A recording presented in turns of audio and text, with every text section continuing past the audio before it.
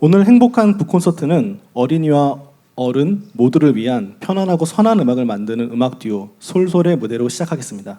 큰 박수로 환영해 주시기 바랍니다.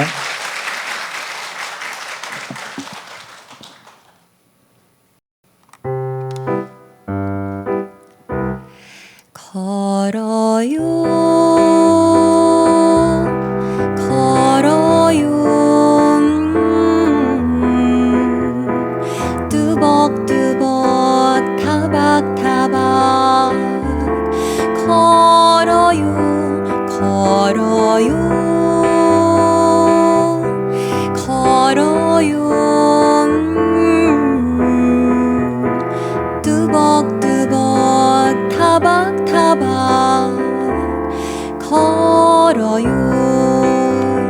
비가 오면 오는 대로 바람 불면 부는 대로 힘들고 지치면 차 한 잔 나눠 마시고 걸어요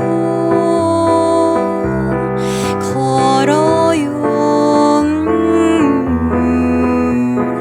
뚜벅뚜벅 타박타박 걸어요 혼자서 둘이서도 뚜벅뚜벅 타박타박 걸어요.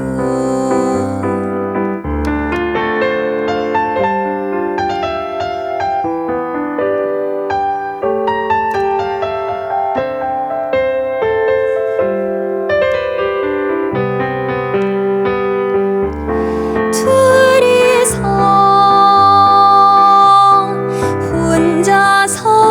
혼자서도 뚜벅뚜벅 타박타박 걸어요.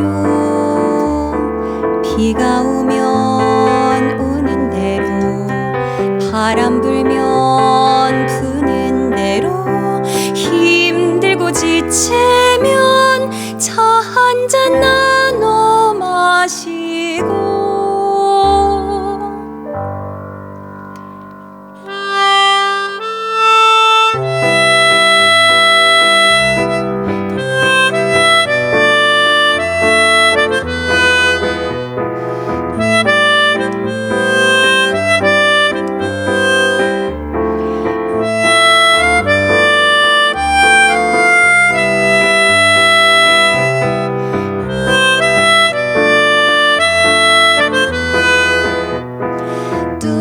뚜벅뚜벅 타박타박 걸어요 걸어요 걸어요.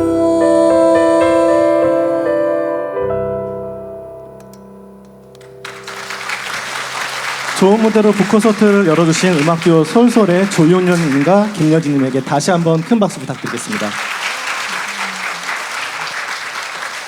두 분 모시고 잠시 인터뷰를 좀 해볼까 하는데요.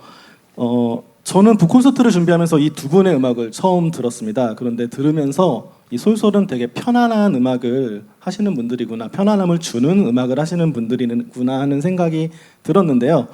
오늘 북콘서트 오신 분들 중에서도 솔솔을 아직 잘 모르시는 분들이 계실 수도 있을 것 같아요. 그분들에게 솔솔은 누구고 또 어떤 음악을 하는지 소개 좀 부탁드리겠습니다. 네, 안녕하세요. 저는 듀오 솔솔에서 노래하는 김여진, 그리고 여기는 작곡하고 피아노 치는 죄송합니다. 작곡하고 피아노 치는 김여진 씨와 노래하는 조윤영 미카엘라였습니다. 본의 아니게 이름을 네, 잘못 말씀드렸는데요. 무대가 주는 압박이 크죠? 네. 네, 저희는 국악중학교에서 만난 친구로 음악이 바람이 되어서 많은 분들께 편안함을 이제 선사하려고 모인 팀입니다. 오늘 들려드렸던 첫 번째 곡 걸어요는 이야기꽃 출판사라는 그림책 출판사와 함께 진행한 노래와 그림책 프로젝트를 통해서 공개된 음원이었는데요. 말 그대로 걸으면서 다시 용기를 가지고 삶을 나아가는 그런 내용을 담은 노래입니다. 오늘 김용애 신부님과의 그런 책과 의미가 맞닿은 것 같아서 첫 번째 곡으로 준비를 했습니다. 저도 유튜브에서 한번 검색을 해서 들어봤는데요. 한번 꼭 찾아서 들어보세요. 노래가 배경이랑 너무 잘 어울리고 노래도 너무 좋았습니다. 네. 그런데 오늘 이 북콘서트에 서주신 특별한 또 인연이 있다고 들었는데요. 네, 맞아요. 오늘 주인공이신 김용애 신부님과 저희 아버지의 인연으로 이 자리에 왔는데요. 이냐시오의 모임을 만드신 신부님과 그리고 서강대학교 졸업생이신 저희 아버지의 오랜 인연으로 오늘 이 자리에 서게 되었습니다. 네. 그리고 솔솔 다른 노래도 좀 궁금한데요. 네. 다른 노래도 소개랑 그다음에 공연까지 좀 부탁드리겠습니다. 네. 다음으로 이제 들려드릴 곡은 성가 중에 참 아름다워라는 곡과 그리고 나태주 시인께서 쓰신 강물과 나는이라는 시로 음악을 지은 동명의 강물과 나는을 준비를 했는데요. 이 강물과 나는은 한 아이가 자연의 것을 탐하다가 다시 깨달음을 얻고 자연과 친구가 되는 아름다운 내용을 그린 그런 시예요. 그래서 그 음악을 들려드리고 저희 솔솔은 인사드리려고 합니다. 오늘 귀한 자리에 함께할 수 있어서 너무 기쁘고요. 오늘 책 출판을 너무나 축하드립니다. 음악 듀오 솔솔의 참 아름다워라와 강물과 나는 연이어서 함께 듣겠습니다. 박수로 청해 듣겠습니다.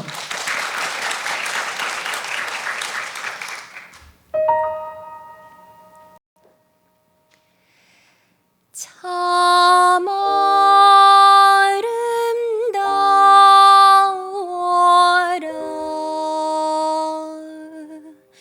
주님의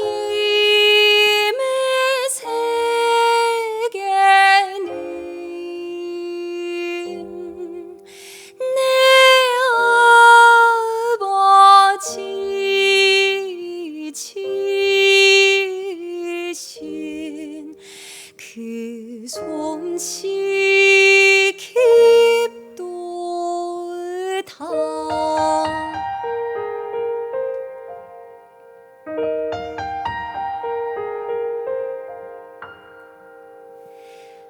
맑은 날 강가에 나가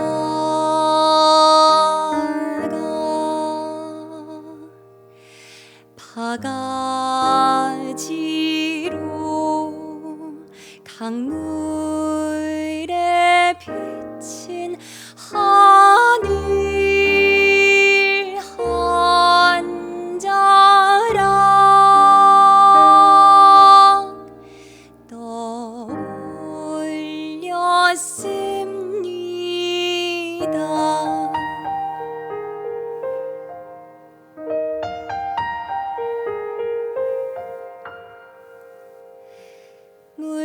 물고기면 말이 흰구름 한 송이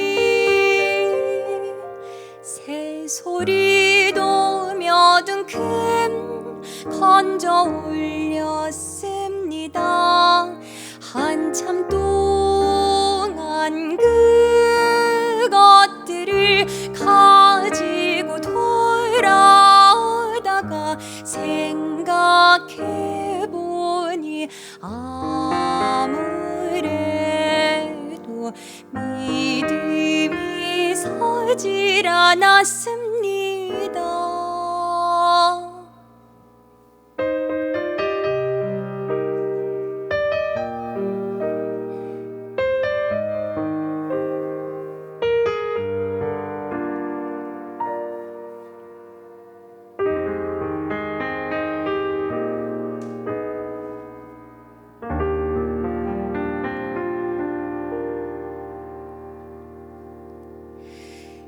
나는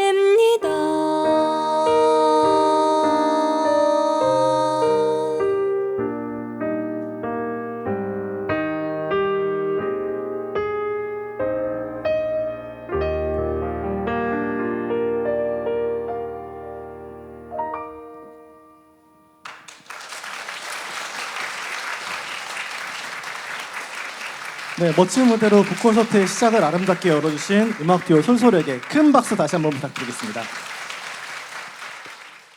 음악 너무 좋으셨죠? 네, 아름답고 선한 음악을 하신다고 소개를 해주셨는데요. 그게 어떤 음악인지 들으면서 바로 알 수 있었던 그런 좋은 노래였고 좋은 연주였습니다. 서강대학교 성이냐시오 성당에서 진행하는 생활성서의 행복한 북콘서트에 오신 분들을 진심으로 환영합니다. 안녕하세요. 저는 오늘 북콘서트의 진행을 맡은 생활성서사 단행본 편집부의 안광혁입니다. 2025년은 교회가 희년으로 선포한 해입니다. 희년의 표제어는 희망의 순례자들인데요. 순례라고 하면 어쩌면 가장 먼저 떠오르는 곳이 산티아고 순례길이 아닐까 하는 생각이 듭니다. 그런 의미에서 오늘 북콘서트의 주인공이신 예수의 김용혜 신부님께서 2018년 산티아고 순례길을 다녀오신 그 소회를 신부님께 직접 듣고 또 책에서 못다한 이야기를 나누는 이 시간이 희년을 살면서 희망의 순례를 나서는 또 하나의 좋은 기회가 아닐까 하는 생각이 드는데요. 오늘 생활성서사의 행복한 북콘서트는 산티아고 순례 에세이 비아토르의 저자 김용혜 신부님과 함께 약 1시간 동안 진행될 예정입니다.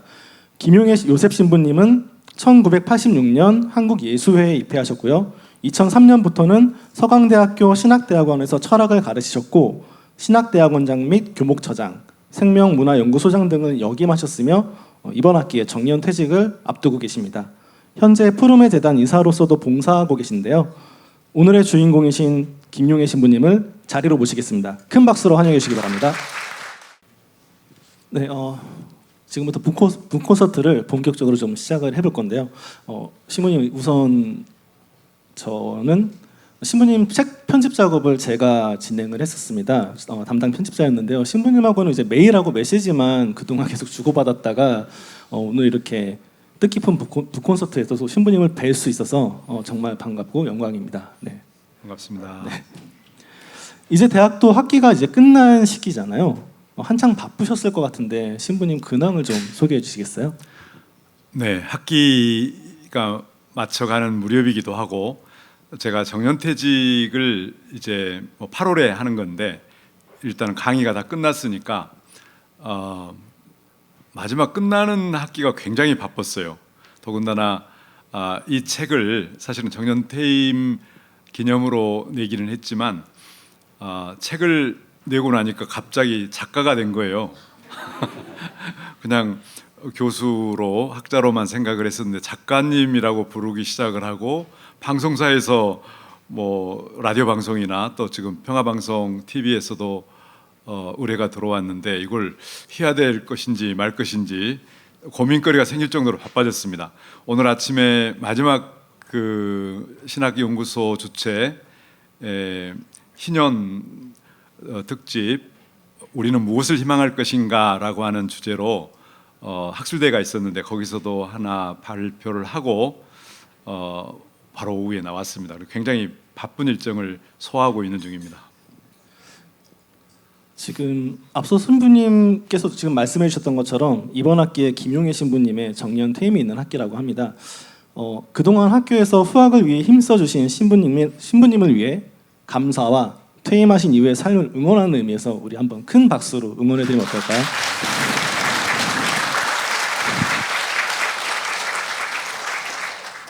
네, 김용혜 신부님과 함께하는 행복한 북콘서트 이제 신부님의 책 비아토르와 김용혜 신부님의 이야기를 함께 나눠보도록 하겠습니다.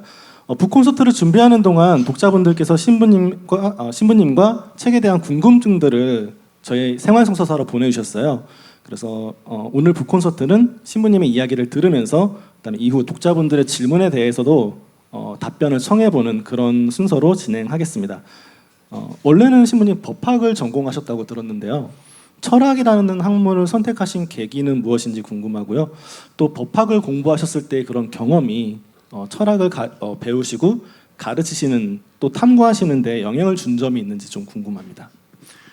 네, 법학을 공부를 할 때는 물론 이제 법조인이 되고 싶은 마음이 좀 있었고, 그런데 다른 한편으로는 주위에 있는 선생님들이 법철학을 공부하면 더 재밌다 그런 이야기를 들어서 사실은 법철학을 잘 모르면서도 좀 철학에 대한 관심을 그런 격려를 통해서 가지고 있었더랬어요.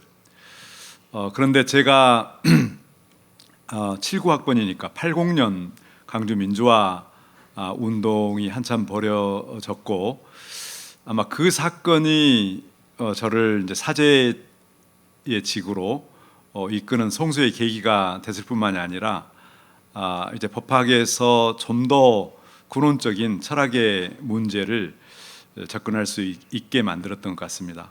그래서 제가 그 석사학위 논문이나 박사학위 논문 또 신학 논문에서도 주로 인격, 인간 존엄성에 대한 관심을 많이 가지고 있었고, 독일에 박사학위를 받을 때는 인간 존엄성의 근거 문제를 가지고 논문을 썼습니다.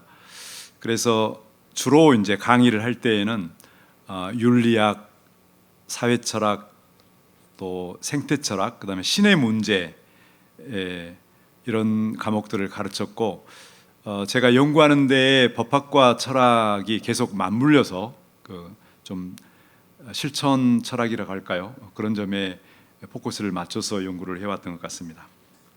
그럼 그 철학을 통해서 얻고자 하셨던 목표나 답을 구하고자 하셨던 그런 질문이 좀 구체적으로 있을까요?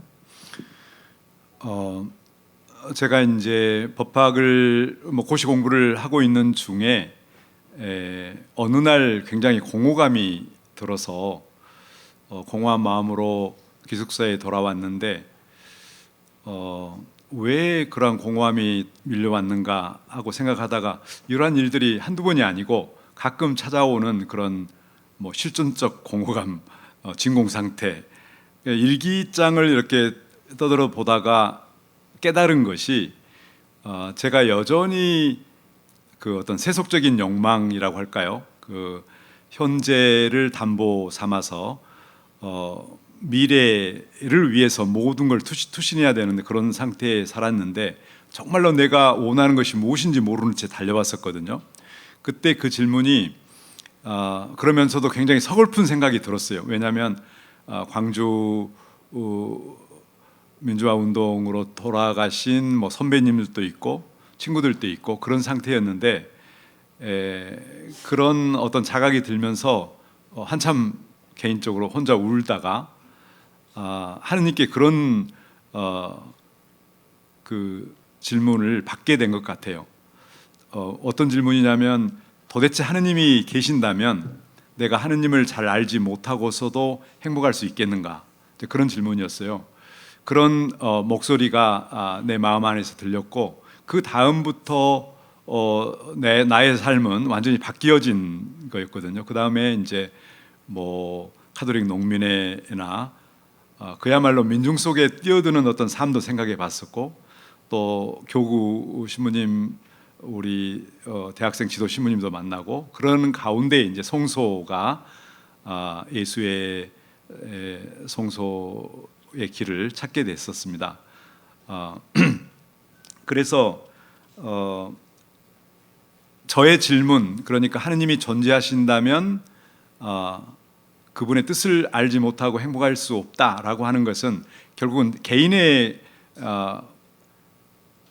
그 갈망이라고 할까요? 그 질문에서 시작을 해가지고 철학적인 사유를 통해서 신존재에 대한 어떤 질문, 그리고 지금까지 이제 공부해 온 것이 어떻게 보면은 나와 세계와 자연, 창조 세계와 그리고 신에 대한 문제에 접근했다고 볼 수가 있어요. 그리고 저는 이제 퇴직을 앞두고 퇴직을 하면서 비로소 뭔가를 그 질문에 대한 답을 할 수 있는 가능성이 열렸다라는 그런 생각을 하고 있습니다. 그걸 설명하기에는 이제 너무나 많은 배경들이 있으니까 잠깐 이 정도로 답변하겠습니다. 신부님의 수업을 들으셨던 분들은 아 이게 무슨 말씀을 하시는구나 더 잘 이해를 하실 수 있었을 것 같아요. 네, 인간은 어떤 존재인지 고민하고 또 신의 뜻을 따라서 찾아서 자신의 소명을 이룩하는 것, 그게 어쩌면 순례가 아닐까 싶긴 하고요. 또 그런 순례를 또 몸소 걸어오셨고 또 순례의 삶을 살아오셨던 게 아닌가 하는 생각을 해봤습니다.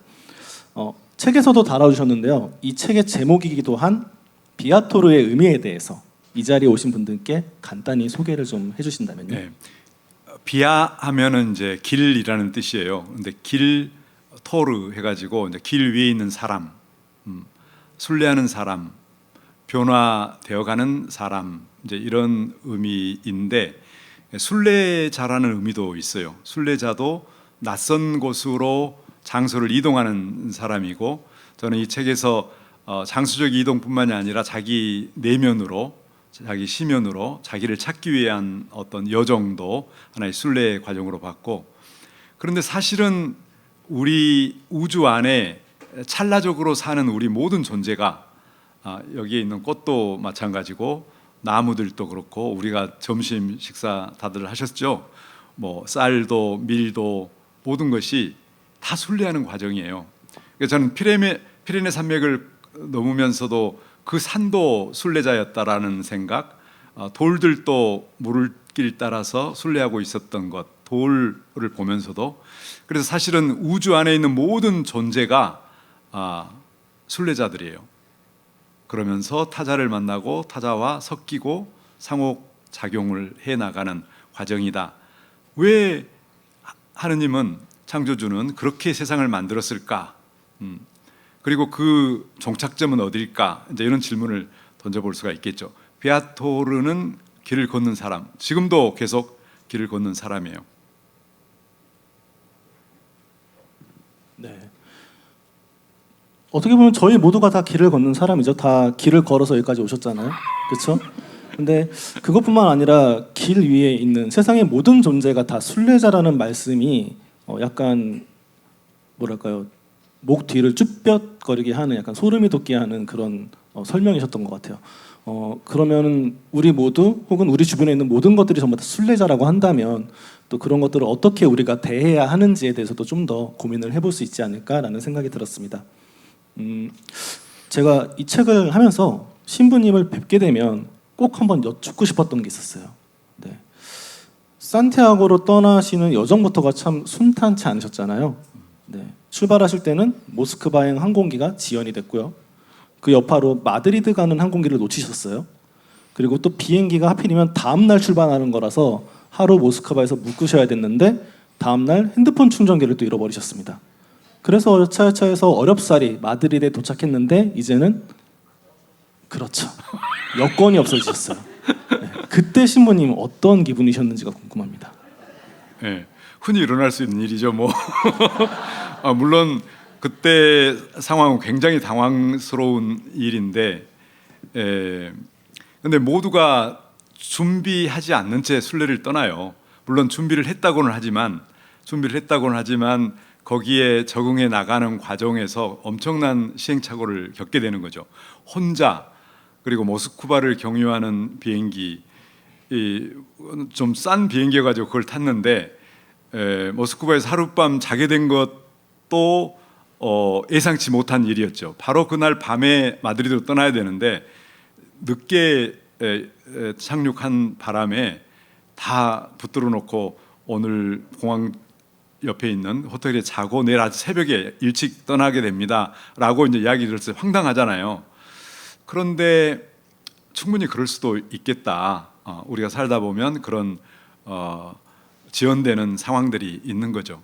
근데 더 문제였던 것은 뭐냐면, 공항에 도착해가지고 이제 드디어 왔다 하고 그 다음 날 다른 사람들과 친해져가지고 이제 많은 대화를 하고 내려서 그 세관을 통과하려고 하는데 여권이 없는 거예요, 주머니에. 예. 근데 그것도 이제 평상시에 주머니에 넣었던 것을 그 뭐 스페인 가면은 뭐 도둑들 좀 조심해야 된다, 날도둑들. 그래서 목에다가 무슨 그 손가방을 찼던 거예요. 거기다가 집어넣었다고 했는데 분명히 비행기 탈 때에는 보여주고 탔을 거 아니에요. 그러니까 보여주고 그다음에 비행기 안으로 들어가면서 넣는다고 넣었는데 이 밑으로 새버린 거죠. 그렇게 추측이 돼요, 나중에는. 그런데 이제 공항에서 일단 그 뭐 불법 체류자들이 모여 있는 그런 곳에 저를 데리고 가고 이제 경찰서에 억류된 거죠. 공항 경찰대.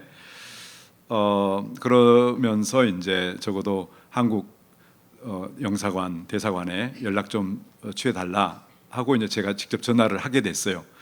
그런데 거기는 또 시에스타가 있는 문화여가지고 오후 한 5시 정도나 가게 되겠습니다.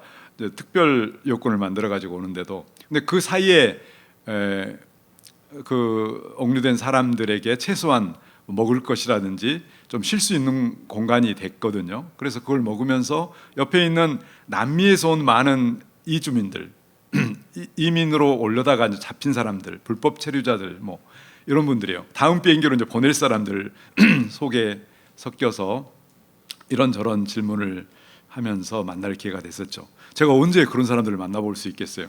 그래서 이것도 하느님께서 다 안배해 주신 것이다, 이렇게 생각을 하면서 어떤 사고나 사건들이 순례 안에 발생하지만 다 해결할 수 있는 방법이 있어요. 다 도와주는 사람이 있고, 그래서 그렇게 당황스러워하지는 않았던 것 같아요. 한번 첫날 그렇게 딱 당하고 나면 그 다음부터는 무서울 것이 하나도 없어요. 순례 예방 주사를 되게 강하게 맞으셨던 것 같네요. 어쩌면 그 여권도 지금 어딘가 순례하고 있지 않을까요? 바로 정지시켰죠. 네, 누구나 한 번쯤은 산티아고 순례길을 꿈꾸는 것 같아요. 그런데 또 아무나 갈 수 없는 길이기에 그만큼 바라게 되는 곳이 산티아고 순례길이 아닐까 싶은데요. 신부님은 산티아고 순례길 중에서도 가장 먼 길, 가장 오래 걸리는 길을 선택하셨잖아요. 네. 네, 그 길을 선택하신 이유가 따로 있으신가요? 네, 그 길을 이제 프랑스 코스라고 그러는데 제 형이 책을 읽고는 이거 잘못 프린트됐다, 이거 프랑스 길 스페인 순례인데 왜 프랑스 길이냐, 이렇게 이제 이야기를 하는데요. 산티아고 가는 길에는 여러 길이 있어요. 포르투갈 루트도 있고 프랑스 루트도 있고 뭐 이탈리아 루트도 있고 뭐 남 스페인에서 오는 길이 있는데 그 길이 가장 길어요. 800km고 피레네 산맥을 넘으면서 그 밤하늘을 볼 수가 있는 장점이 있을 수 있고, 또 바스크, 또 카스티아, 뭐 여러 문화를 거쳐서 가요. 그러니까 동쪽에서 서쪽으로 쭉 연결되는 지점이기 때문에 굉장히 다양한 문화 체험, 먹거리 체험, 아름다운 경치를 구경할 수가 있어요. 그래서 그 길을 선택을 했습니다. 800km면 서울에서 출발해서 부산을 찍고 다시 또 올라와서 왕복, 예, 대전 이후 이쪽까지 올라오는 그 거리를 한 달을 걸으신 거잖아요. 네. 네. 그 아마 여러분 책에 보시면 저희가 그 길에 높낮이를 표시해 놓은 부분이 있어요. 그거 보시면 얼마나 힘든 길을, 또 오랜 길을 걸으셨는지 아실 수 있을 것 같습니다. 책을 읽다 보면 신부님께서 순례길 도중에 여러 사람들을 만나는데요. 사제라는 신분을 가급적 드러내지 않기 위해서 노력을 하셨던 내용들이 자주 등장합니다. 네, 만약 이 책을 보신 분들 중에 그때 함께 순례길을 걸으셨던 분들이 계시고, 또 그때 신부님께서 내가 사제가 아니라고 말씀을 해주셨는데 이 자리에 오신 분이 계시다면 그분들께는 어떤 말씀을 하고 싶으신가요? 그래서 나 계속 보는데 그때 만났던 분은 아마 없는 것 같아요. 다행스럽게도. 근데 그때 내가 사제가 아니다라면 거짓말을 하게 되니까 그런 이야기는 않고, 사제라고 하는 거라든지 교수라고 하는 것은 가끔 교수일 수밖에 없을 때는 뭐 이야기를 했지만 사제라는 이야기를 안 했어요. 왜냐하면 제가 사목자로 사목하기 위해서 순례를 한 것이 아니고 한 인간으로서 정말로 홀가분하게 하느님을 만나고 나를 만나기 위해서 가는 길이었는데, 신자들을 만나면 아마 제 혼자 그런 생각을 했는지도 모르겠어요. 막 따라다닐까 봐. 아니면 뭐 계속 묻고 신부님 뭐 이사 같이 하세요. 뭐 그러다 보면은 사실은 그건 사목이죠. 사목 활동이고 저는 순수하게 순례를 하고 싶었던 겁니다. 그처럼 제가 아주 강렬하게 나를 찾고 싶었어요. 제가 생각을 해봐도 그 순례길을 걷다가 신부님을 만나게 되면 뭔가 되게 크게 의지를 하고 싶을 것 같아요. 미사도 해주실 것 같고, 뭐 제가 뭐 순례길을 걷다가 혹여나 나쁜 짓을 해도 그 자리에서 바로 고해성사를 할 수 있을 것 같고, 아마 그래서 오롯이 신부님 안으로 더 들어가는 순례를 위해서 본의 아니게 그러신 게 아닐까 싶은데, 애석하게도 이게 영상이 남습니다. 신부님 아마 영상을 보시고 그때 그 신부님이셨네? 라고 하시는 분도 아마 계시지 않을까 싶어요. 그러면 제가 그분 따로 뵙고 싶어요, 진짜. 그때 그런 이야기. 그런데 저는 많은 사람들을 나름대로 글을 쓰면서 기억을 하는데 그분들은 아마도 그냥 지나친 사람이었을 것 같아요. 그럼에도 불구하고 그때 만났던 모든 순례자, 까미노 친구들을 만나면 정말 반갑다고 인사하고 싶고, 또 덕분에 좋은 순례를 했다라고 말하고 싶습니다. 어떻게 보면 진정한 자신을 만나기 위해서는 그 순례길에서도 자신의 고독 안으로 들어가는 과정이 상당히 중요한 것 같지만, 또 나 혼자 걷는 순례길이라 하더라도 절대 나 혼자가 아니었다라는 얘기를 또 함께 말씀해 주신 것 같습니다. 비아토르 작업을 하면서 저희도 이제 팩트 체크를 해야 되잖아요. 이제 신부님이 가셨던 그 지명이 맞는지를 저희가 확인을 했어야 됐는데, 그러면서 저도 그 온라인 지도 사이트에서 신부님이 가신 길을 따라서 이제 지도를 확인을 하고 그러면서 그 풍경들을 볼 기회가 있었어요. 근데 오히려 저는 일을 하고 있는 거잖아요. 그런데도 그 지도길을 따라서 화면을 보는데도 마음이 되게 편안해지더라고요. 어떤 길을 볼 때면 이 신부님이 이 길을 걸으셨을 때는 엄청 힘드셨을 것 같다라는 생각이 들 때도 있고, 어떤 길은 너무 풍경이 아름다워서 여기 저희 팀장님이 안 계시죠? 제가 일을 하는 중인데도 잠깐 멍 때리면서 그 풍경을 봤던 기억이 있습니다. 신부님은 지금도 그 산티아고 순례길에서의 기억이 생생히 떠오르시나요? 그렇죠. 다행스럽게도 이제 뭐 사진 찍어 놓은 것도 있었고, 매일 그 순례 일기를 써서 뭐 이런 책도 쓸 수 있겠지만 머리에 생생해요. 그 특별히 이제 기억나는 것은 오리손이라고 하는 피레네 산맥 산 안에 있는 그 산장인데, 거기서 새벽에 하늘을 바라다 봤던 그런 기억. 그 다음에 이제 그라논이라고 하는 이제 그 성요한 성당에서 하루 그 무료 알베르그였는데, 그 무료 알베르그에서 생각보다도 훨씬 더 풍요로운 그 부유한 풍요로운 체험을 하게 됐던 것. 또 그 세브레이로라고 하는 거기도 이제 산 상당히 높은 곳이었는데, 그 안개가 끼는 아침 길을 걸으면서 새벽길을 걸으면서 굉장히 슬픈 감정에 그때는 사로잡혀서 혼자 계속 그 슬픈 감정 속에 지냈던 곳. 그 다음에 이제 어느 마을에 갔더니 프레스노 델 까미노라고 하는 그런 마을을 지냈어요. 그런데 제가 미국의 프레스노 그 LA에 프레스노가 있는데 거기에 친구가 있었더랬어요. 근데 그 친구가 이미 하늘나라로 갔는데, 그 친구가 생각나도록 그 지명이 나를 멈추게 했고, 한참 동안 그 친구를 기억하면서 또 대화를 나눴던 생각. 물론 이제 산티아고는 말할 것도 없죠. 목적지였으니까. 근데 사실은 그 산티아고 그 자체가 중요한 것은 아니었어요. 800km를 걸으면서 내 마음 안에 계속 지향하는 그 어떤 목적지, 그것이 이제 하늘나라일 수도 있고 제가 마지막 하느님을 만날 수 있는 곳이기도 하고, 혹은 제 마음의 심연이기도 하는데, 정작 산티아고 갔더니 산티아고 성당이 물론 엄청 크고 그 향 치는 거 있잖아요. 그것도. 근데 그때도 저는 그 사제들과 함께 공동 집전할 수 있도록 제대 초대도 했었지만, 그냥 순례객으로 그 신자석에 서서, 또 자리가 없으니까 서서 미사를 드렸는데, 그런 것들이 굉장히 기억에 남아요.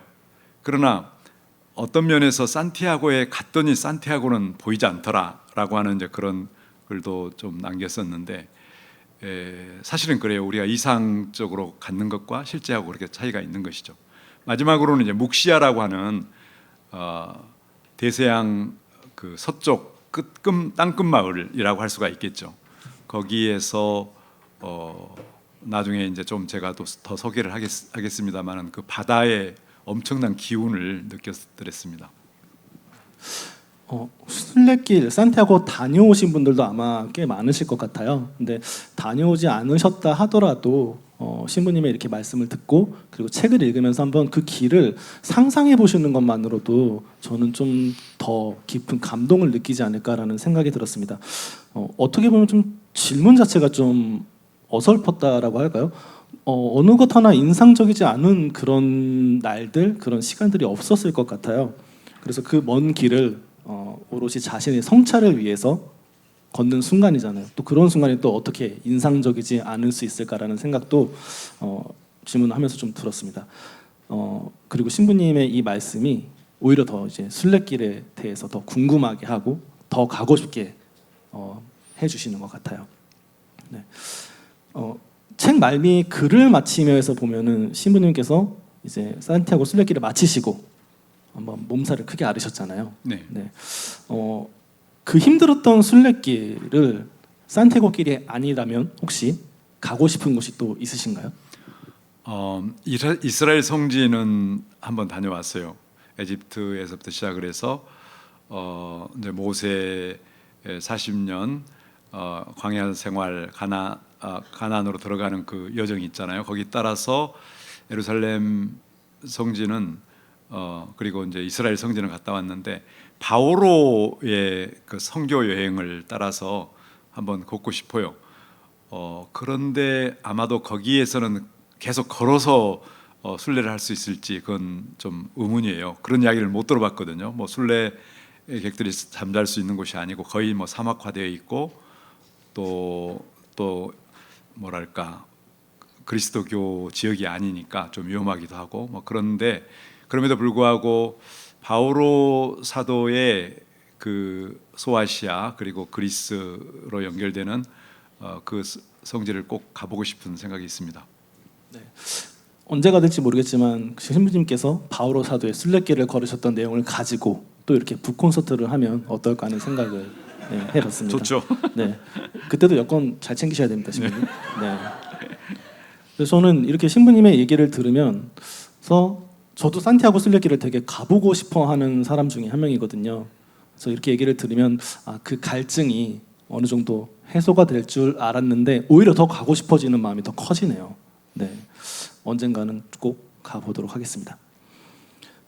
신부님이 이렇게 오늘 북콘서트에서 얘기를 해주시지만 얼마 전에는 그 평화방송 라디오에서 책 소개를 또 해주셨어요.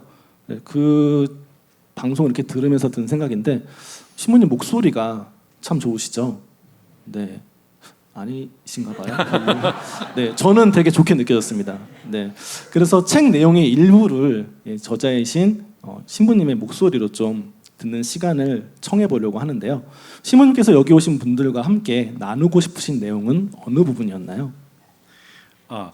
그 묵시아 아까 땅끝 마을에서 그 대서양을 바라다 보면서 끊임없이 밀려오는 그 파도, 바위에 부딪히는 파도를 바라다 보면서 엄청난 기쁨 또 생명력, 희열 뭐 이런 것들을 왜냐하면 순례를 다 마치고 났으니까 얼마나 홀가분하겠어요.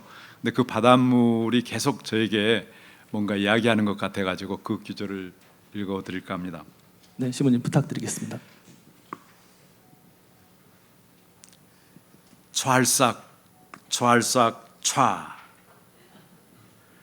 바다 대서양 대해에 거대한 물결이 무추로 세차게 차오른다.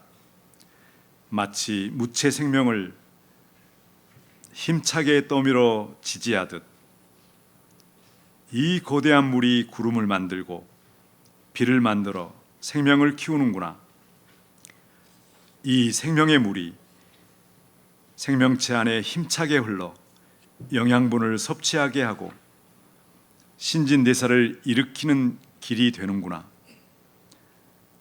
비가 바닷물을 만든 것이 아니라 바닷물이 비가 되고 우리 핏줄의 혈액이 되는구나. 바닷물이 생명의 원천이요 생명의 근본, 생명의 명약이다. 묵시아 해변에서 파도가 끝없이 해안으로 들어오는 넓은 바다를 바라보았다. 모든 생명이 시작된 곳이 바다라는 것을 실감했다. 네, 신부님의 목소리로 들으니까 좀 더 몰입이 되는 것 같죠? 네, 장면이 좀 그려지시나요? 바다가 파도가 해변으로 몰려오고 저도 신부님이 보내주신 사진으로 봤는데 거기 바다에 바로 접해서 엄청나게 아름다운 성당이 있더라고요. 네. 네, 이 부분을 선택하신 이유가 있으실까요? 사실 제가 여기 글에는 옮겨놓지 않는 촤 하는 것을 이렇게 그 뭐라고 그래요? 색임질을 했는데 그 이유는 실은 그때 제가 동영상을 찍으면서 말로 이 시를 읊조리고 있었어요. 뭐 시도 아니고 뭐 산문도 아닌데 사실은 그런데 감격스러워 가지고 근데 그때 파도 소리가 계속 들렸거든요. 근데 책에다는 파도 소리를 담을 수가 없었어. 근데 이제 그걸 쓰지는 않고 이제 기록할 때는 그냥 그 써져 있는 일기 이 책에 의존해서 했기 때문에 촤 하면서 엄청난 파도가 그 바위 위로 계속 쓸어 올리는 거예요. 마치 이 바다의 거대한 힘이 이 육지라고 하는 곳을 계속 들어 올리고 있는 것처럼 그런 느낌이 강했어요. 그것은 이 육지 위에 있는 모든 초원과 식물과 나무들 그리고 동물들을 길러내고자 하는 어떤 의지의 표현이라고 할까요? 그런 강한 힘을 느꼈었던 거죠. 그런데 그 물이라고 하는 것이 이제 여기서 이야기한 것처럼 정말 우리 혈액 속에 흐르는 그 물과 같은 물이에요. 성분을 비교해 보면 그렇게 우리는 연결되어 있다는 것이죠.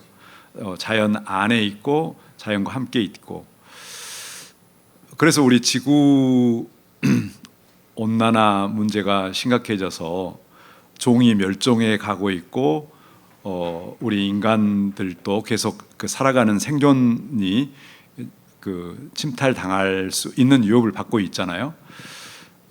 그래서 교황님께서는 라우도토 시라고 하는 그런 회칙을 썼지만 좀 경각심도 갖고 그러나 동시에 그렇게 강한 창조주 하느님의 에너지가 우리 자연 안에 깊이 우리 핏줄 안에까지도 흐르고 있다라고 하는 것을 좀 나누고 싶었던 겁니다.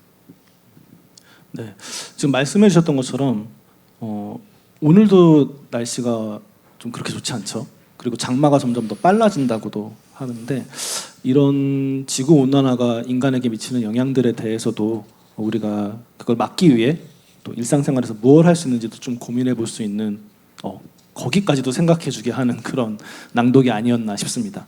네. 생활성사사 행복한 북콘서트 지금 김용혜 신부님과 함께하고 있습니다. 이쯤에서 신부님께서 준비해 주신 영상을 보고 북콘서트를 계속해서 진행해 보겠습니다. 네, 스크린을 모두 함께 봐주시면 감사하겠습니다.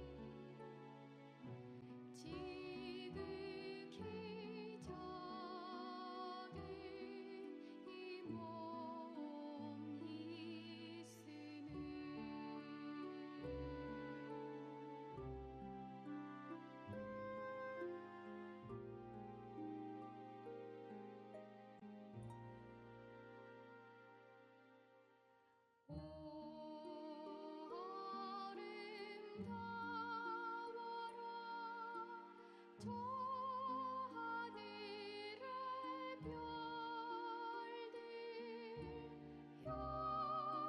형님인 태양과 누님인 달을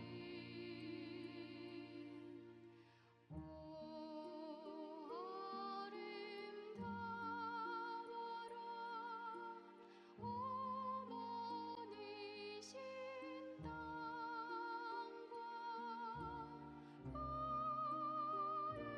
푸르고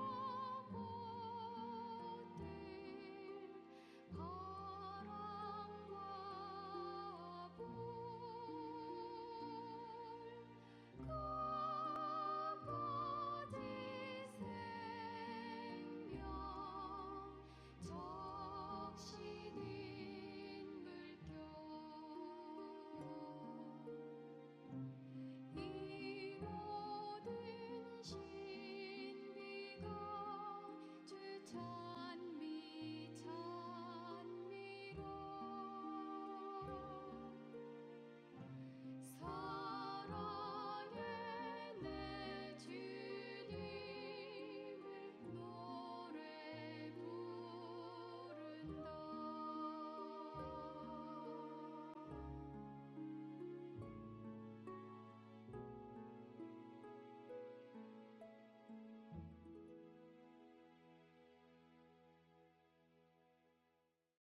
영상의 배경이 된 파워포인트 작업을 모두 신부님께서 해주셨습니다.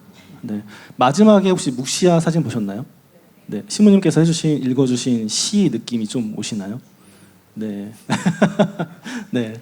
그 파도가 밀려오는 곳에 우뚝 서 있는 그 성당이 참 보면서도 위태해 보면서도 되게 든든해 보인다라는 생각이 들었습니다.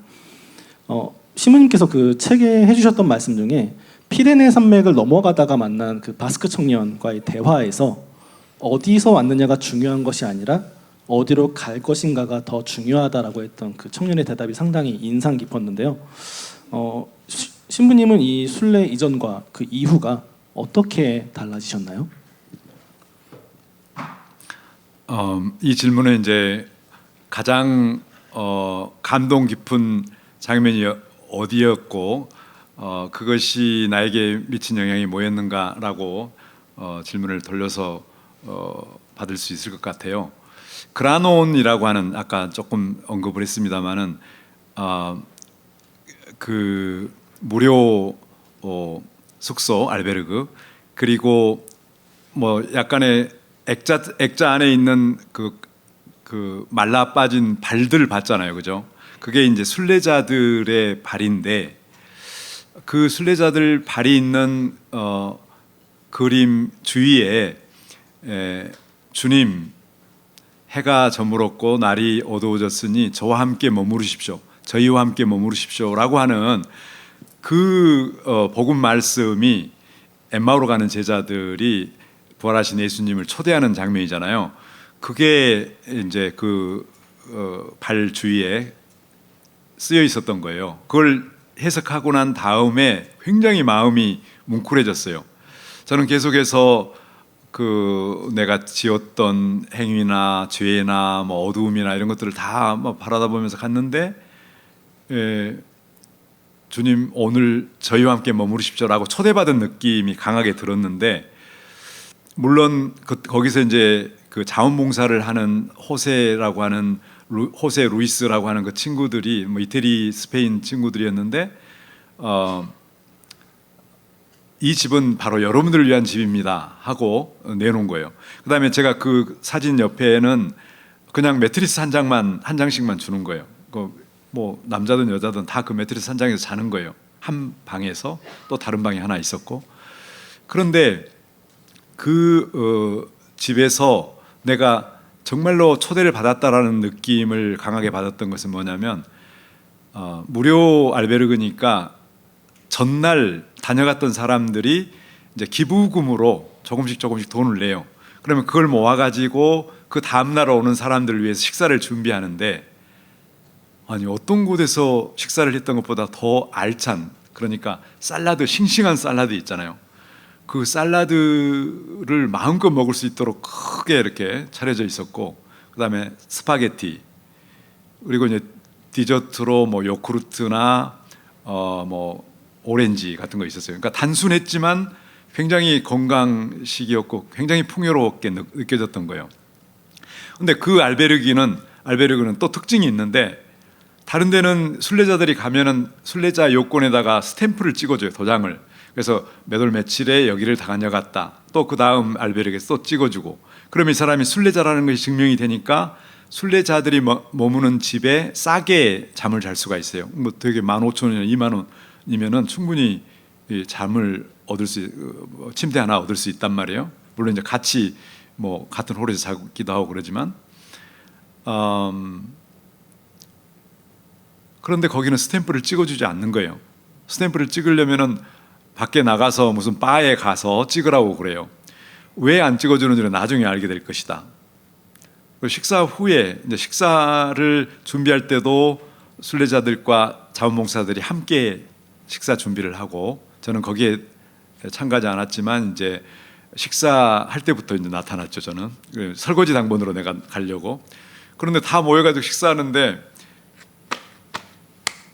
이렇게 박수를 탁탁 착착 이렇게 이걸 3번 딱 치니까 사람들이 다 조용해지잖아요. 다들 웃고 있는데, 그때 이제 성부와 성자와 이렇게 하면서 이제 기도를 하기 시작하는 거야. 그때는 아마 카톨릭식으로 기도한 것은 아니었던 것 같아요. 그냥 오늘 하루를 우리에게 주신 것에 감사드리고, 또 친구들 만나게 돼서 감사드리고, 또 음식 주셔서 감사합니다 하고 이제 기도하고 식사를 했거든요. 그때부터 이제 마음이 열리기 시작을 했는데, 많은 사람들이 굉장히 기뻐했어요. 설거지할 때도 아주 단순하게 그 식탁 위에 그 대야 같은 것을 뭐 3개 정도 딱 놓고, 한쪽에서는 물을 붓고 비누칠을 하고, 그 다음에 헹구고, 그 다음에 헹궈서 그 다음에는 이제 그 마른 걸레로 이렇게 닦고 식탁 위에다 다 올려놓은 다음에, 그래서 굉장히 그 재미있게 게임처럼 협력해서 그 누구도 빠지지 않고 그렇게 아름다운 공동체가 순례길 안에 하루 저녁인데도 불구하고 만들어져요. 그러니까 그게 모두가 어떤 면에서는 모두가 그리는 어떤 이상향이라고 할까요? 기도하는 중이라 할까요? 그렇기 때문에 그 하루 저녁에 그런 체험을 하게 되는 거예요. 그 끝나고 나면은 이제 성당 2층에 이제 성가대석 같은데 딱 들러 앉아가지고 초를 켜놓고 시편 기도를 하는데, 뭐 영어로 하고 불어로 하고 독일어로 하고 뭐 이렇게 돌아가면서 여러 언어를 해요. 안타깝게 이제 한국어는 없었지만 시편 기도를 한 다음에 이제 하루 종일 체험한 것들을 나누는데, 저도 이제 조금 나눴지만 다른 사람들 다 나누고 아주 축하해주고 아멘 하고 기도를 같이 해주는 거죠. 그리고 나면 이제 마침 때 다 일어나 가지고 돌아가면서 가슴과 가슴을 부딪히는, 그러니까 포옹해주는 애절을 하는데, 그게 바로 스탬프라는 거예요. 우리는 가슴으로 스탬프를 찍기 때문에 도장을 안 찍어준다, 그런 알베르그였어요. 굉장히 멋지잖아요, 그죠? 생각만 해도.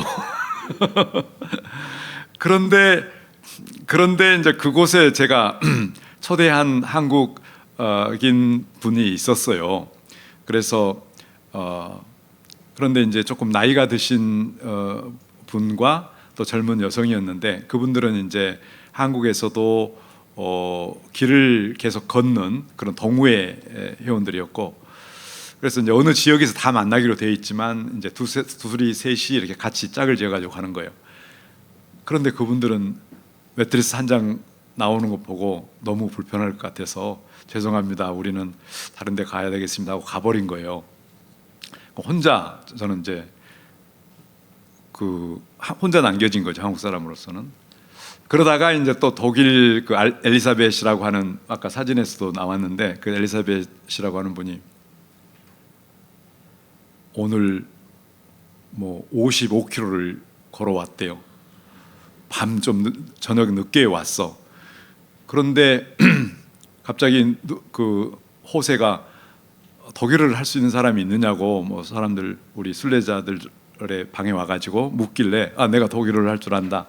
가서 봤더니 이제 그분은 이제 영어로 호세가 아니 이분이 여기 왔다가 그냥 가겠다는데 왜 50유로를 넣고 가겠다라고 하는지 여기 잠도 안 잤는데 왜 그러냐고 이제 물어봐 달라고. 그래서 자초지정을 다 들어보니까 자기는 너무 많은 길을 걸었고 내일 아침도 일찍 일어나 가지고 한 5, 60km를 가야 될 사람이다. 독일 여성들은 엄청 강해요. 마라톤을 42km를 몇 번 뛰고 막 그랬다는 분이에요. 근데 그때 65세였거든요. 그런데 이제 영어는 잘 못하니까 독일어로 막 하면서 그래도 미안하니까 이거 선물로 52유로를 주고 가려고 하는데 왜 이 사람들은 또 안 받는지 자기로서는. 그래서 제가 뮌헨에서 공부한 적이 있다. 자기 뮌헨 어디 근처에 살았다고 그래요. 그래서 엘리사벳 오늘 여기서 머무르는 게 좋다. 내가 도와주겠다. 그리고 여기에 자기 집처럼 쓰되 그 하고 싶지 않으면 밖에서 식사하고 돌아와도 되고 설거지나 기도 안 해도 돼. 그냥 있으면 돼. 이제 그렇게 이야기했거든요. 자기도 카톨릭 신자 엘리사벳인데 자기는 영성적이지 않다고 그런 이야기를 해요. 그래서 아니 너가 여기에 있을 것인지 갈 것인지를 결정할 수 있는 능력만 있으면 이미 스피리추얼하다, 영성적이다 그렇게 이야기를 했어요. 그랬더니 그분이 남겠다고 드디어 결정을 했습니다. 네. 그래서 저는 이제 그런 체험을 통해서 보면은 그 서로 좀 개방적으로 좀 불편하고 어렵지만 서로 돕고 함께 하려고 하는 곳에서 공동체가 언제든지 생긴다 이런 생각이 들어요. 그래서 좋은 아주 기쁜 체험이었고 그래서 그 다음에 제가 돌아왔을 때 조그마한 공동체 제가 원장이었는데 우리 집에 오는 모든 손님들을 환대해 줘야 되겠다. 또 내가 수업 시간에 만나는 학생들 한 사람 한 사람에게 환대해 줘야 되겠다. 환대하는 관대하게 환영하는 그런 마음을 그때 크게 느꼈고 두고두고 길을 걸으면서 과연 예수님이 나를 주님 날이 저물었으니 저와 함께 머무르십시오라고 초대했다라고 믿어도 될까 하는 질문을 던졌어요. 신학적으로. 근데 여러분들은 아니 예수님이 나한테 주님이라고 이야기할 수가 있을까? 나를 초대할 수 있을까? 그런 생각을 하잖아요. 근데 예수님은 우리를 위해서 기꺼이 목숨을 바친 생명까지도 바친 분이기 때문에 이제 나는 너희들을 제자라고 종이라고 부르지 않겠다. 친구라고 부르겠다. 근데 왜 초대를 못 하겠어요? 저는 그 이후부터 예수님을 훨씬 더 가깝게 예수님이 나를 초대할 수도 있다라는 확신을 갖고 뿐만이 아니라 하느님은 우리의 창조 세계를 만들 때 자기의 모든 에너지와 지혜와 가능성과 모든 것을 완전히 피조물들에게 다 맡기는 빅뱅을 연출했잖아요. 그게 바로 오리엔테이션 모든 것을 다 줘버린 거잖아요. 그리고 그 어떤 책망도 심판도 하지 않는 채 기다리고 계시잖아요. 그렇다고 해서 먼 곳에 떨어져서 나 몰라라 있는 것이 아니고 늘 우리와 함께 계시면서 상의하고 대화할 준비가 되어 있고 도와줄 준비는 되어 있지만 우리의 자유를 훼손시키지 않고 함께 이 우주의 진화와 변화를 또 생명력 넘치는 세계로 만들어가고 있다라는 생각을 하게 돼요. 물론 생태신학을 하면서 제가 이런 이야기를 많이 했었는데 점점 확신하게 됐던 거죠. 하느님은 뭐예요? 사랑. 하느님은 아가페적 사랑. 자기를 모라적, 자기를 다 줘버리는, 그리고 자기에게 돌아오게 하지도 않아요. 자기에게 흠숭과 제사를 지내라고 하는 분이 아니에요. 다만 우리가 하느님을 찬미하고 찬양하는 것은 우리를 위해서 하는 거죠. 그걸 통해서 우리가 하느님께 더 가까이 나가는 거지. 하느님이 우리 노래를 못 불렀다고 찬양을 안 했다고 섭섭하거나 부족하거나 그런 분이 아니시죠. 동의하십니까? 신부님 말씀하실 때 혹시 표정 보셨어요? 네, 저는 옆에서 신부님 말씀하실 때 이제 신부님 웃는 표정을 봤는데 그라논 말씀하셨을 때 정말 다시 그때로 돌아가신 것처럼 되게 해맑게 이런 표현을 제가 신부님께 써도 되는지 모르겠지만 너무 해맑게 웃으시면서 그 얘기를 해주셨을 때 아 정말 그것이 깊은 감동을 남겨주셨구나. 또 그런 감동을 또 우리에게 전해주시려고 또 그 감동을 또 소환하셔서 전해주셨구나라는 생각이 들었습니다. 어떻게 보면은 나를 찾기 위해서 떠난 곳에서 공동체에서 더 많은 감동을 얻고 또 그 감동을 가지고 내가 내 주변으로 전파하는 것, 또 이것도 어떻게 보면 공동체 의식이 아닐까라는 생각을 해봤습니다. 네, 현재 시간이 지금 벌써 3시가 넘었는데요. 지금부터는 이제 사전에 보내주신 독자분들의 질문을 가지고 신부님께 답변을 청해보는 시간을 갖겠습니다. 여러 질문들을 보내주셨습니다. 질문 보내주신 분들께 너무 감사드리고요. 우선 최종선님의 질문입니다. 신부님, 저는 겨울철 산티아고 순례를 준비하고 있습니다. 어떤 점을 유의해야 할까요? 라고 보내주셨어요. 제가 출발했을 때는 4월, 5월이었거든요. 그런데 겨울철이면 그 피레네 산맥을 넘지 못하는 것은 물론이고 그 북부 지역은 눈이 많이 내릴 것으로 생각이 들어요. 그래서 계절에 따라서 그 루트를 다른 루트를 선택하는 게 좋지 않을까. 예컨대 포르투에서부터 시작해서 산티아고로 가는 길은 아마도 괜찮을 것 같고, 남부에서 그라나다나 그죠? 세비야 그라나다 해서 올라가는 길도 있어요. 나중에 보니까 길이 여러 길이 있더라고요. 그래서 어느 계절에 가느냐, 또 날씨가 어떤지를 살펴가지고 루트를 정하면 좋을 것 같고, 어차피 길은 같은 길이에요. 물론 아름다움 정도나 뭐 다르겠지만, 또 상황들도 다르겠지만 걱정하지 마시고 겨울이든 여름이든 추천드리고 싶습니다. 네, 다음은 이제 배선혜님의 질문이십니다. 걸으시면서 체력 관리는 어떻게 하셨는지 궁금합니다라고 보내주셨어요. 네, 그 체력도 아까 연세 드신 분도 그러는데 제가 75세 정도 되는 할아버지도 만났거든요. 80세에 가까운 79세 할아버지도 만났고, 물론 그분들은 이제 평상시에도 많이 걸었던 분이었고, 그런데 순례길을 하루에 몇 킬로를 가야 된다라는 규정이 없어요. 아주 자유로워요. 하여튼 이 알베르그에서 다른 알베르그로 이동만 하면 돼요. 한 알베르그에서 계속 지낼 수는 없어요. 그러니까 이동은 해야 되는데, 그래서 하루에 저는 5시에 일어나면 한 6시 정도는 출발을 했고, 그래서 1시간 정도 지난 다음에 아침 식사 겸 커피를 마시고 점심 때까지 계속 가는 거죠. 그러면은 오전에 6시간 정도 걸을 수가 있어요. 6시간. 그다음에 점심 먹고 좀 쉬었다가 1시간이나 2시간 후에 알베르게에 도착하는 방식으로, 알베르게를 특정해 놓고 가지는 않았고, 어떨 때는 이제 만석이 되어 가지고 다른 마을에 알베르게를 찾아가기도 해야 되고, 그래서 본인에 맞게 그 6시간이 너무 많다 그러면 오전만 5시간을 한다든지. 그런데 되게 알베르그가 열리는 시간은 점심 후에 한 오후 3시 정도에 열려요. 그러니까 미리 가도 문을 열고 들어갈 수가 없어, 쉴 수가 없어. 그렇기 때문에 어떤 사람들은 이제 아침 늦게 출발을 하더라고요. 한 9시 정도 충분히 자고 아침 식사 거기서 충분히 하고, 그렇게 가는 방법도 있겠죠.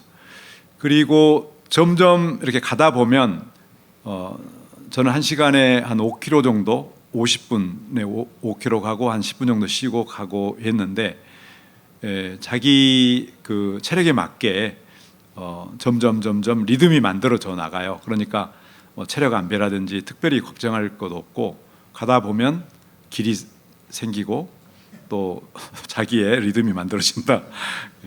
저는 좀 모험형이어가지고 걱정할 것도 없다, 맨날 그런 이야기만 합니다. 네. 다음 질문은요, 정창술님과 이종호님의 질문입니다. 이 두 분은 질문 따로 해주셨는데 저희가 모아봤어요. 신부님, 순례길을 걸으시면서 가장 인상 깊었던 일은 무엇이셨나요? 그리고 가장 힘드셨던 일 또 함께 물어보셨습니다.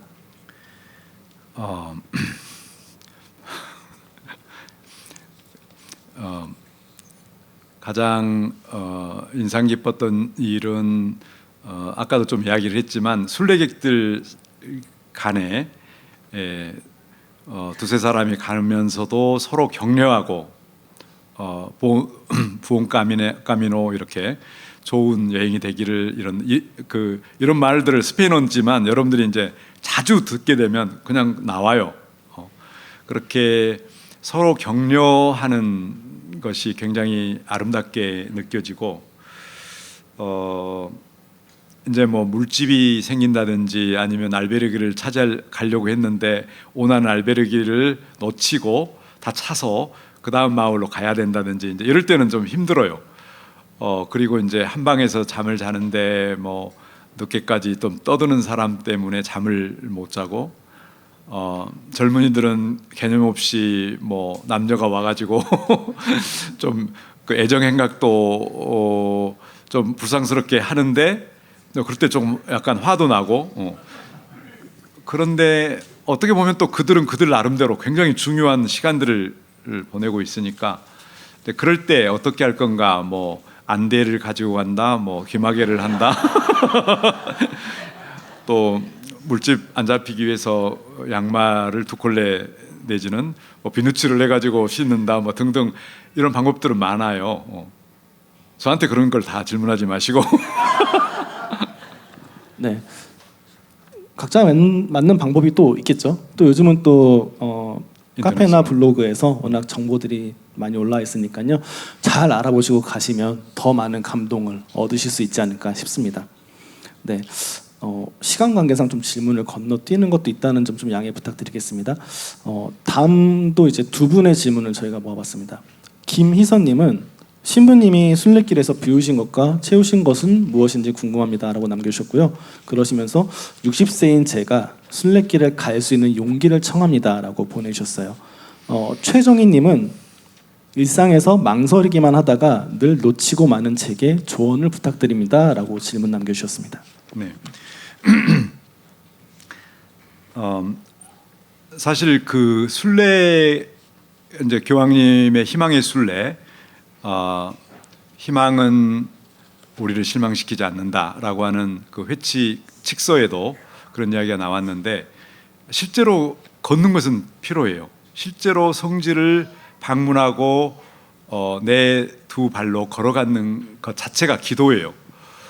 명상 효과가 있어요.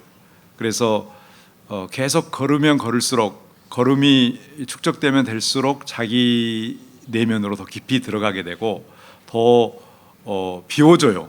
그러니까 뭐 비우려고 해서 비워지는 것이 아니고 나중에는 힘들어서 뭐 아무 생각이 없게 되는 거죠, 그죠? 처음에는 이제 뭐 내가 뭘 했는지 뭘 해야 될 것인지 막 걱정도 많이 하고 그러는데 나중에는 모든 게 귀찮아지잖아요. 그런데 귀찮아져서만이 아니라 사실은 대면할 수 있는 것들은 다 대면하고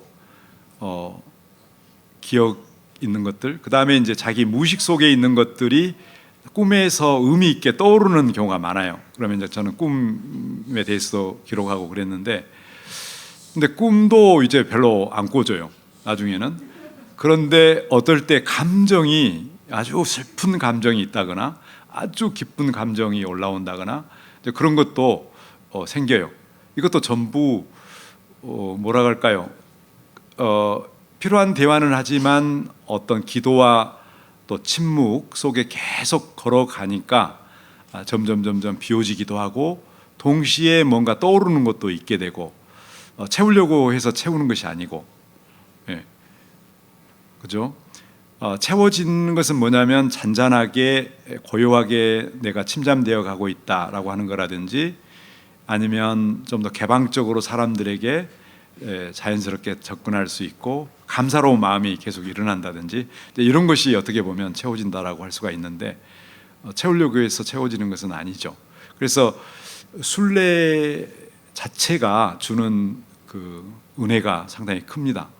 그래서 국내에서든 국외에서든 어떤 사람들은 순례를 그냥 여행처럼 관광이라고 생각을 하고 또 순례단 해가지고 버스로 뭐 호텔에서 자고 또 그 다음 가고 술 마시고 또 가고 뭐 이렇게 이제 그런 것은 사실 순례가 아니죠. 그러니까 정말로 자기 자신으로 들어가고 싶은가? 예상하지 못한 나를 만날 준비가 되어 있는가? 이제 이런 마음으로 순례를 한다면 그 갈까 말까 걱정하지 마시고 내 체력이 될까 안 될까 걱정하지 마시고 그렇게 의문이 들 때는 일단은 해보고 보는 거예요. 저의 원칙입니다. 일단 하는 것이 훨씬 더 좋다. 단 한 번밖에 없는 인생에 내가 진짜 하고 싶은 것은 해봐야 되지 않겠습니까? 네. 그 밖에도 이제 여러분들이 질문을 남겨주셨는데요. 질문이 아닌 메시지를 보내주신 분들이 있어서 짧게 몇 분 말씀드릴게요. 이명호님과 이만희님께서는 아들 이도경 시모님이 추천해줘서 참석했습니다라고 보내주셨고요. 신부님 꼭 뵙고 싶습니다라고 말씀해주셨습니다. 혹시 네. 오셨나요? 뵀습니다. 벌써. 네, 오셨군요. 네, 좀 재밌는 메시지가 있어서요. 임지연님이신데요. 교수님 축하드립니다라고 보내주셨어요. 교수님이라고 부르셨네요. 네, 혹시 이 자리에 계신가요? 교수님 축하드리지만 오지는 않으셨네요. 네. 저기 오셨네. 계시나요? 죄송합니다. 저기 네. 임지원 양이 제 글을 읽고 좀 커렉션을 해줬던 분입니다. 감사합니다. 네, 감사합니다. 마지막으로 이혜경님이신데요. 책을 출판하신 계기는 무엇인가요? 라고 질문해 주셨습니다. 짧게 답변 부탁드릴게요. 네. 아니 제가 저 자신을 위해서도 좀 기록에 남기고 싶었고 무엇보다도 이런 좋은 체험을 하나님께서 허락해 주시고 많은 분들의 격려로 갔다 왔으니까 이제 정년퇴직하면서 뭐 선물로 함께 나누면 좋겠다는 그런 생각으로 했습니다. 네, 큰 선물이 되고 있죠. 네, 그럼 지금부터는 현장에 계신 분들과 간단하게 질의응답을 좀 나눠볼까 하는데요. 이 자리를 빌어서 신부님께 책에 대한 질문 혹은 책에 대한 질문이 아니다 하더라도 신부님께 드리고 싶으신 질문 있으신 분들 손 들어주시면 저희가 마이크 전달해 드릴게요. 네, 소개 부탁드립니다. 먼저. 예, 이영남 베드로입니다. 요셉 신부님 축하드립니다. 그러니까 사제시면서 철학 교수님이셨는데 이제는 영적 작가로 등단하시니 축하드립니다. 사실은 제가 저기 요셉 신부님이 저 학교 후배신데 저 교수님이십니다. 제가 인생 전반기 30년 이렇게 직장 생활하고 신학대학에 오니까 저희 철학 교수님이셨는데 굉장히 인자로우신데 공부는 빡세게 시키십니다. 선배라고 한 번도 봐준 적 없습니다. 우선 그 신부님께 사실 이제 이 책을 저희 그 비비안나 씨한테 좀 인터넷으로 구해달라 해가지고 끝까지 다 읽었습니다. 읽으면서 제가 굉장히 감동을 받은 게 하나 있는데요. 저희가 산에 운동으로 이렇게 둘레길을 많이 다닙니다. 둘레길 다니면 반드시 하는 일이 있습니다. 마지막 곳에 종이를 하고 뭔가를 꼭 찍죠. 스탬프, 인증. 그런데 그 긴 곳 힘들게 걸으셨으면서도 신부님께서는 나는 그 스탬프를 찍지 않겠다라는 말씀이었어요. 제가 이 책을 다 읽으면서 역시 신부님은 순례자였습니다. 그래서 제가 묻고 싶은 게 있습니다. 왜 찍지 않으셨냐? 그런데 왜 찍지 않으셨냐 전에 하나 좀 더 붙이는 거는 우리 신부님께서는 신학을 하시면서 철학을 하셨기 때문에 그리고 요즘 사이철학을 하십니다. 그렇기 때문에 순례라는 개념을 사이철학으로 한 문장으로 설명해 주시면서 아까 제가 들었던 왜 인장을 안 찍으셨는지 그 답변까지 함께 해주기를 부탁드립니다. 굉장히 좋은 질문인데요. 네, 아마 수업 때 들으셨던 한을 풀러 오신 게 아닌가 그런 생각이 드는데요. 네, 질문을 좀 정리해드리자면 순례를 사회철학에 입각해서 한 문장으로 정리를 해달라고 하셨고 도대체 그 산티아고까지 가서 800km를 걸어서 한 달을 걸어서 왜 도장을 찍지 않으셨는지 네, 그 질문이셨습니다. 산티아고 순례길은 마쳤지만 계속 살아야 할 내 또 다른 순례길이 남았으니 그걸 마침표를 찍는 것은 별 의미가 없지 않는가. 또 다른 한편으로 아까 그 제가 말씀드렸던 것처럼 가슴으로 스탬프를 찍었으면 그만이지.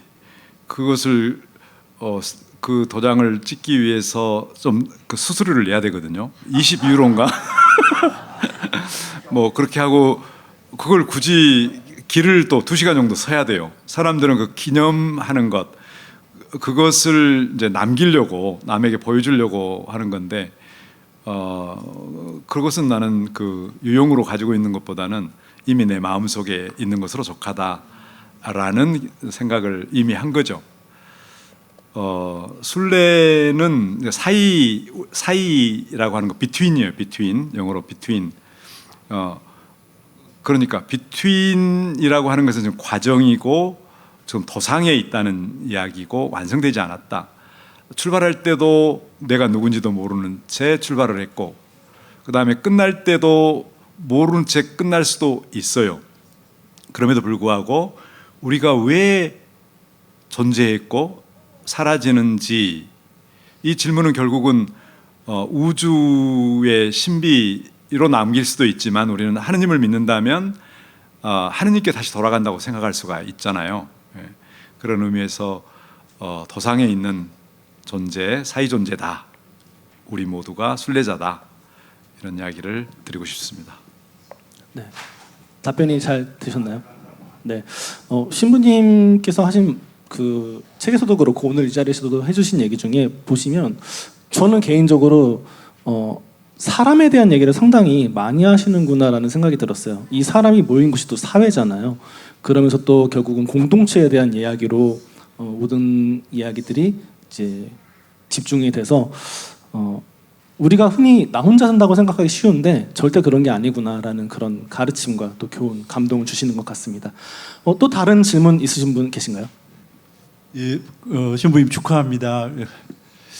저는 이제 예수의 신부님이시고 또 이나시오 길이라고 그쪽에 유명한 길이 있다는 말 들었는데 네.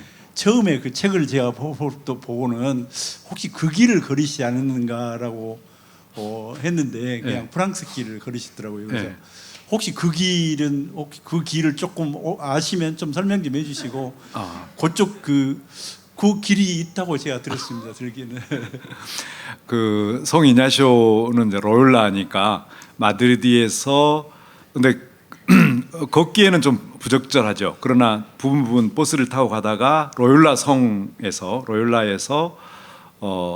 좀 걸을 수가 있고 나중에 말레사라든지 몬세라트라든지 그런 곳에서는 좀 걸을 수가 있을 것 같아요.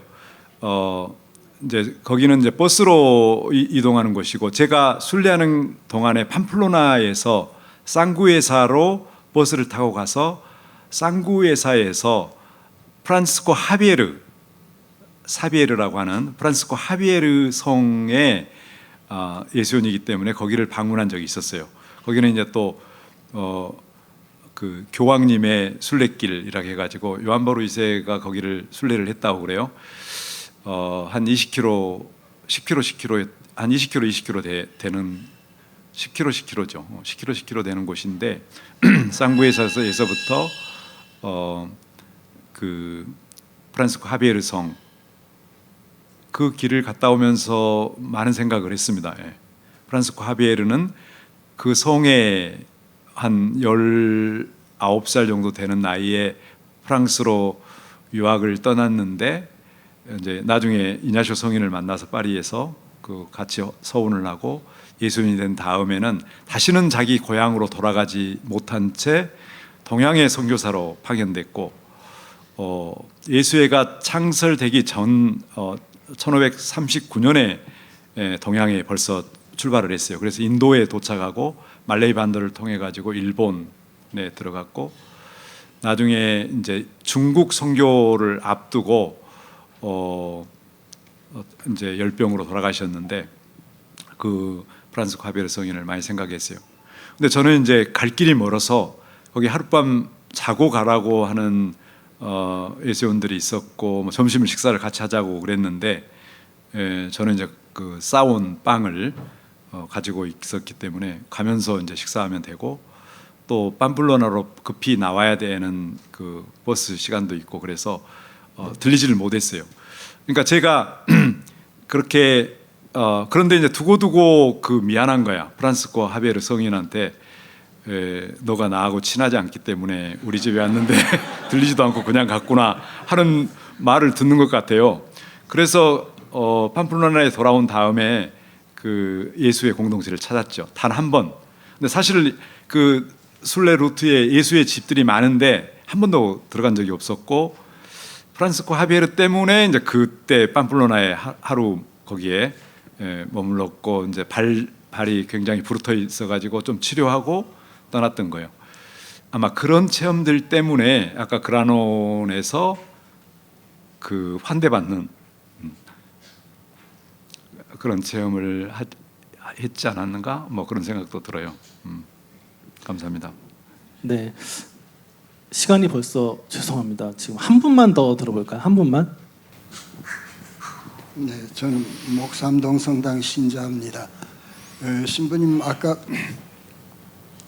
그 이스라엘 성지 다녀오셨고 이번에 이제 야고보 성인 순례지를 무덤을 다녀오셨다고 그랬는데 그 이스라엘 그 팔레스티나 성지는 이제 성지 홀리랜드라고 그러고 여기 이제 사도의 무덤인데 그 이스라엘 성지와 여기 이번 순례에서의 그 느낌이라든지 여러 가지 좀 차이점을 뭐 차이라기보다도 그 소감을 좀 말씀해 주시고 그 7월 25일에 추기를 지내는 장야고보의 무덤이라고 이제 우리는 알고 있는데 실제로는 스페인 선교를 하지 않았다는 게 이제 바오로 사도가 나중에 보면은 가려고 그랬다가 이렇게 아직까지는 스페인에 복음화가 되지 않았다 이런 얘기가 있는데 그걸 보면은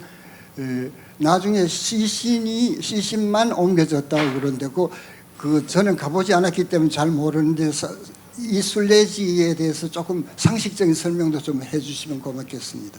감사합니다. 그 책에서 소개를 좀 했습니다. 저도 많이 궁금했고 여전히 그걸 명확하게 역사적 기록이 없기 때문에 많이 추정들을 하는 것 같아요. 그러니까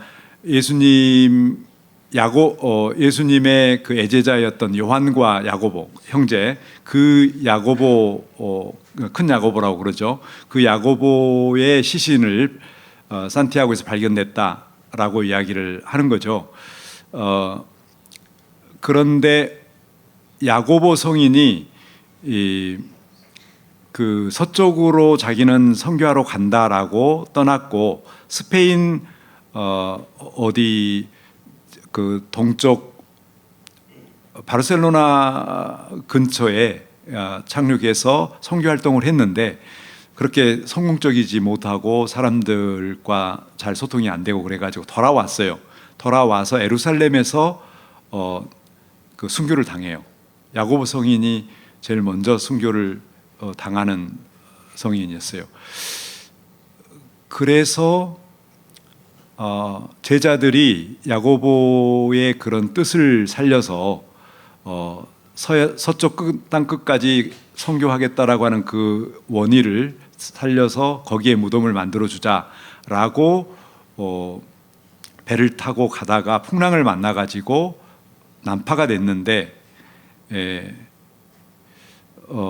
그 무덤을 이제 그 시신이 담겨 있는 그 관이죠. 그런 것을 이제 발견했다라고 하는 거예요. 산티아고에서. 그래서 그게 그 역사적으로 고증하기는 참으로 어려운데 당시에 그 스페인이 남쪽 지역이 이슬람 지배하에 있었고 북쪽은 이제 그리스도였는데 900년부터 1300년 1491년에 콜럼부스가 대서양을 넘어서 신대륙을 발견하는 그 해에 이사벨라 여왕에 의해서 완전히 이슬람들을 다 축출하고 스페인의 온전한 나라가 됐거든요. 그리스도교로 다시 환원됐어요. 그러니까 그 400년 동안 레콩키스트라라고 해가지고 재탈환 운동이 있었는데 그 운동과 성지 개발과 또 성지 순례라고 하는 것이 겹쳐져 있어서 아마 교회 정책적인 어떤 그런 방향으로 많은 신자들이 스페인에 대한 응원과 방문을 권장했던 것 아닌가 하는 생각이 들어요. 추측이죠. 그래서 공식적으로 이게 찾아보기가 참 어려운 그런 성지입니다. 그래서 그 성지는 마음속에 제가 있다고 하고 그것을 역사적으로 다 고증하기는 어려워요. 반면에 예루살렘 성지에서 예수님이 탄생하는 곳이라든지 승천하신 곳이라든지 성당으로 다 지어졌기 때문에 이제 그곳이려니 하고 보지만 그것도 마찬가지로 나중에 이제 프란치스칸 그 수도사들이 이 성지 탈환한 적도 있었고 다시 빼앗기기도 하고 그런 와중에 성당을 짓고 여기가 예수님의 탄생지다, 여기가 가나안 혼인잔치 한 곳이다, 이렇게 해서 지금 성당으로만 연결되어 있어서 그것도 역사적으로 다 고증하기는 힘들어요. 네, 사실은 그래요. 그런데 왜 그런 것들을 지어서 성지로 화했는가 하는 것은 결국은 신자들의 그 성지 순례와 함께 신자들의 그 믿음의 활동을 돕기 위한 거라고 생각할 수가 있죠. 그런 일환이기 때문에 차이가 어떻다 하고 하는 것은 조금 별도의 의미가 크게 있는 것 같지는 않습니다. 네, 질의응답 시간까지 가졌습니다. 지금 저희 아까 처음에 말씀드렸던 것처럼 신부님이 이제 정년퇴임을 앞두고 계시잖아요. 그래서 신학대학원 동문회에서 깜짝 꽃다발을 준비해 주셨습니다. 앞으로 모셔보겠습니다. 박수 부탁드리겠습니다.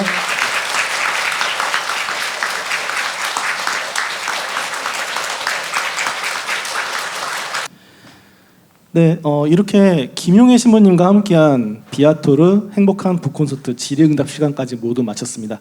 신부님 오늘 북콘서트를 하신 소감과 이 자리에 오신 분들께 감사 인사 부탁드리겠습니다. 네, 또 소감을 이야기하라니 그러기는 한데 어떻든 얼떨떨하죠 지금.